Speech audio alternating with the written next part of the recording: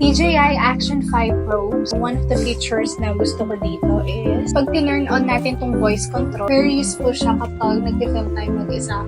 So, for example, I'm gonna start recording. So, sasabihin ko lang, start recording. Ayan, nag-start na siya mag-record. And then, pag malayo ako, tapos malayo sa akin yung action cam, pwede kong sabihin na, stop recording.